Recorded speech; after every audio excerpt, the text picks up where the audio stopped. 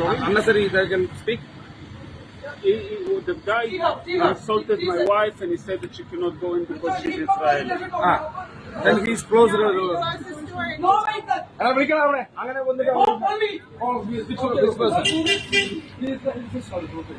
Come here now. No, he said sorry. Siddhartha. Sorry. 1 minute. I will tell you 1 minute.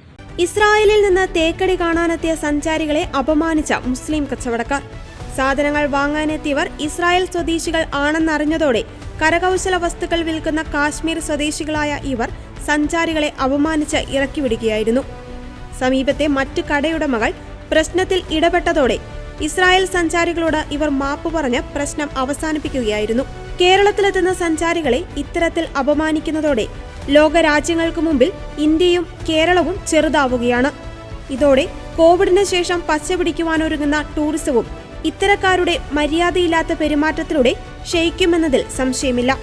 മതേതര ഇന്ത്യയിൽ നാനാമതസ്ഥർ സാഹോദര്യത്തോടെ ഒരുമിച്ച് താമസിക്കുന്ന കേരളത്തിൽ പാലസ്തീൻ പ്രശ്നം പറഞ്ഞ് വിഭാഗീയത സൃഷ്ടിക്കുന്നവരെ കരുതിയിരിക്കേണ്ടിയിരിക്കുന്നു.